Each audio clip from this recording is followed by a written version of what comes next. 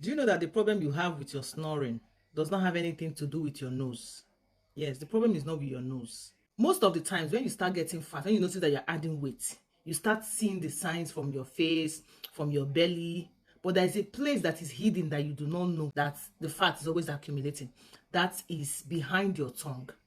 At the back of your tongue, there is a place where it is soft, a soft place, and it tends to accumulate fat first before you start noticing it in the physical area, yeah, on your belly and other places. Now once your body starts accumulating fat, it's the first place that place just starts accumulating its own fat. And when that happens and you are sleeping, you will notice that the place blocks your airways. And when it blocks your airways, you start snoring because you are trying to force air into you.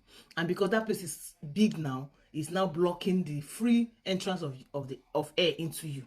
It makes you to snore. And you know that when you are sleeping, most times that place relaxes.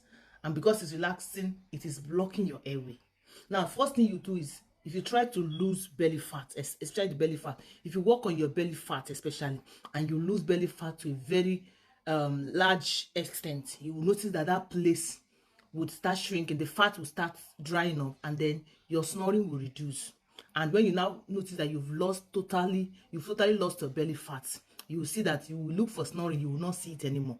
That's one thing a lot of people don't know about snoring. So snoring has something more to do with your tongue, because the end part of your tongue accumulates more fat than even your other places. Yes, it tends to first of all grab fat. So if you even look at yourself and say you are not fat, you don't have any belly fat, you don't have any fat on you, but you are snoring, that means that place is accumulating more fat.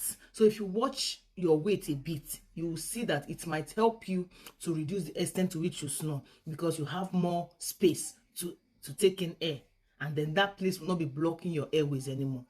Okay, so let somebody who, if you know anybody who is snoring, please let the person see this video and work on it. You will see that you will feel better, because you know that snoring, sometimes you won't experience sleep apnea. That sleep apnea is the one that you are snoring, the person is snoring, you notice the person is snoring, breathing, eventually for like how many like 10 seconds or 20 seconds, the person did not breathe, the person just stops.